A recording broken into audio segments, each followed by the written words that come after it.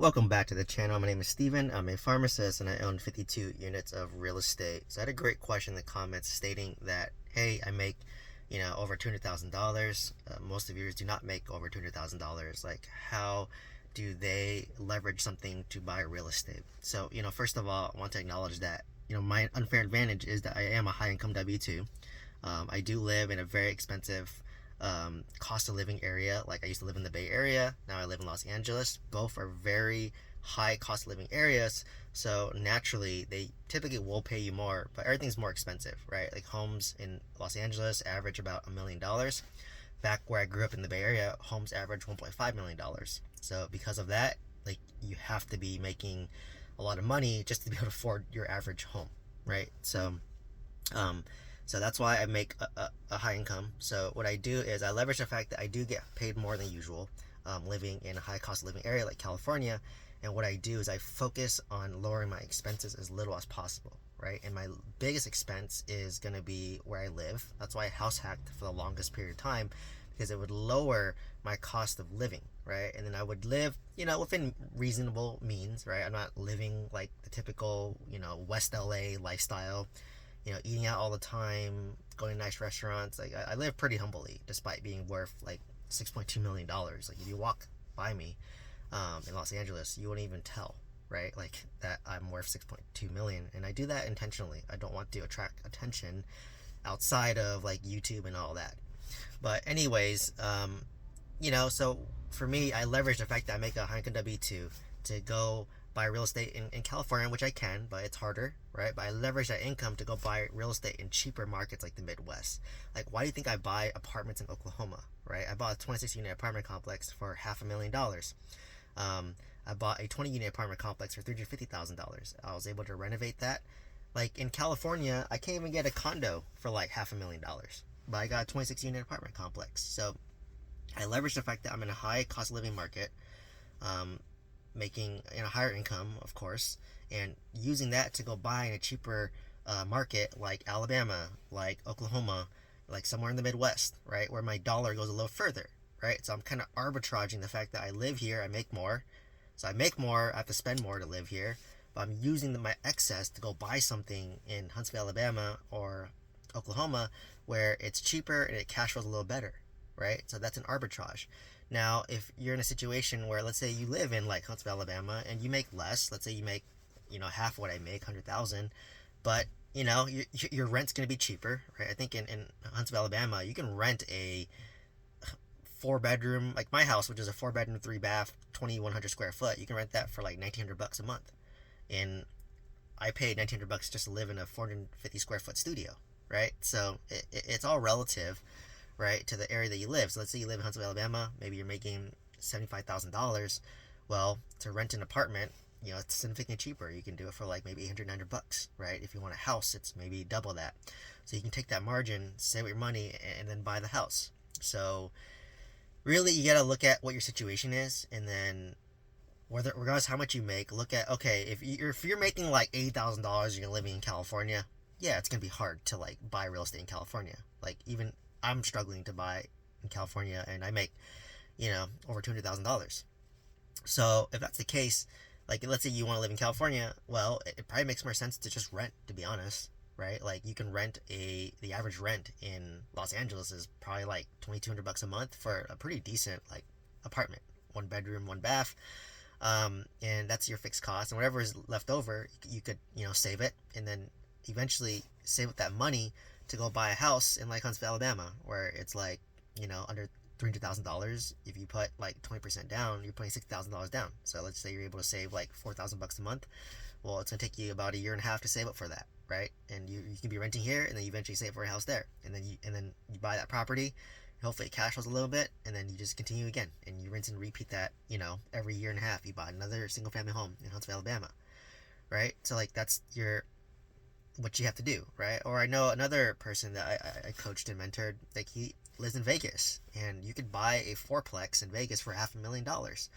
If that was the case, I would love that. I would buy it 10% down, put $50,000 down. You can put less, you can put 5% down, you can put 25K down, live in one unit, right? Rent out the other 3 units, and then once you've lived there for like a year or two, rent out your unit, and then rinse and repeat that process again, right? Like I wish I could do that, but buying a fourplex in California it's too expensive and there's not much inventory. But I would love to be able to buy like a fourplex, like that's $500,000. I would do it all day. I would have done that like um, every 2 years if I had the ability to do that, right? In that market, right? So that's why I told him, I'm like, dude, like just save up $50,000 every year and a half to 2 years, and you're gonna just buy a house 10% down, live in one unit, rent out the other three. After you live there for a year and a half to 2 years, buy another one 10% down, move into that one, rent out your last unit, and just rinse and repeat that. You do that like 4 times, you have 16 units, right? So like, and that's in less than like 10 years. So it's really finding out what your advantage is. So like for me, I was buying in California because that's all I knew, but I was like, yeah, this is not sustainable. Like it's so expensive now. The rents aren't that great relative to the purchase price. It's more of an appreciation play here in California. So that's why I went to Oklahoma and Alabama, where it's more cash flow focused but less appreciation, to kind of balance my portfolio, right? So if I were to sell one of my single family homes, like if I sold my first single family home in California that has about $80,000 of equity in it, I could literally buy like put about $80,000 down per property. I could buy 10 properties in Huntsville, Alabama, right? And then each one would rent for like $2,000 each. That's $16,000 a month that I get in rent. Versus my first property, I rent it for like $4,000, so I could 4x my cash flow, right? So like I'm kind of convincing myself to 1031 this and buy like 10 of them. So it's quite interesting in that way. So it's really something that I've been considering, but I probably want to sell that property to pay off my primary residence, to wipe out my mortgage. I'm fixated on that. I have a video about that, but you have to assess your situation. And while I'm making this video, is like it is. I don't want to discourage you the fact that you don't make $200K. You don't need to make. Obviously, if you do, it's gonna make it a lot easier, right? Like I know people who make more than me, right, and they still don't own any real estate. I know people who make less than me and they own a lot of real estate too. It just matters how much time you're willing to put. Maybe you have to do creative financing. Maybe you have to find a side hustle, right? Like you need an unfair advantage in any way. Like for me, I built up a high income W-2 because I knew I wanted to buy real estate, right? You can become a real estate agent and you can make more than me, right? As a pharmacy director at a large hospital. You can do a commission-based job. You can be a loan officer. Like my aunt's a loan officer. She averages $500,000 a year when she was working. So you have to find a way to make money so that you could leverage that money to go buy real estate, unless you want to raise capital. And that's something I've been doing too. Like I want to raise capital and pay them an interest only. Like I'll just pay them like 10-12% interest on their money, and then if the property cash flow is enough, I don't mind doing it, right? So I'm 100% leveraging the deal.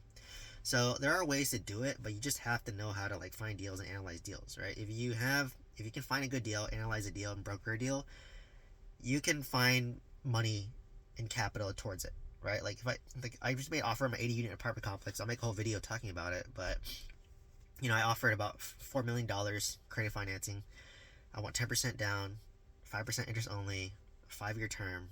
And if I literally borrow that $400,000 and raise it from a private lender at 10 to 12% interest, I'll still cash flow about like $5,000 to $6,000 a month on that property, despite putting $0 in the deal, right? But that's assuming that I get the offer and I can find someone to pay 10 to 12% money on their money, right? And don't give them equity on the deal. So it's possible, right? And I'm doing this with like zero money in my pocket, but I know that like obviously I'm gonna need some money because like things are going to break and I'm going to need the money. I can't depend on the cash flow, right? I need my own money as well to cover that. So it's just part of the game, right? So you don't need your own money. I leveraged the fact that I use my own money, so I don't have to raise money, right? And if you raise money, you have to give equity or you have to give them some interest, right? For me, if I were to raise money, I don't want to give equity because I want control over the asset, but I'll give them an interest, right? I'll give you 10-12% interest on your money, and then once I do my cash out refinance in 3 to 5 years, I'll pay you off, right? And then you can move your money onto the next deal. So that's kind of like what I want to do, right, moving forward. So like for me, I'm limiting on capital too, despite making $200,000, and I'm taking bigger and bigger deals, which are more expensive. So like my next deal, like I said, if I get this deal, I probably need to raise at least $400,000 for the down payment, plus another at least $400,000-$800,000 if I want to renovate like half these units. So I have to raise $800,000, where I'm gonna pay 10 to 12% interest on that money, right? But don't give equity on the deal, and the property can self-sustain that payment. So anyways, hopefully this answers your question. Went on a huge tangent here, but pretty much figure out what your unfair advantage is. So I make high income in California. I chose to invest in the Midwest to leverage my higher income, right? And I minimize my expense. If you live in a cheaper market like Vegas, well, you can buy fourplexes 10% down. So you just got to figure out what your unfair advantage is in that area, right? Using your income, and how can you leverage that? Even if you're making low money and you live in like Los Angeles or the Bay Area, well, live cheap, just rent. Or if you can live at home, save money, and then save for a down payment on a house. Save $60,000 to go buy a house in Huntsville, Alabama, or Oklahoma, right? Where it'll cash flow a little bit. So there is a way to do it. You just might have to get a little creative with it and arbitrage a little bit as well. So anyways, if you want to buy some multifamily real estate with some guidance, check the mentorship program down below. Otherwise, please like, comment, subscribe, and hope to see you in the next one. Thank you so much.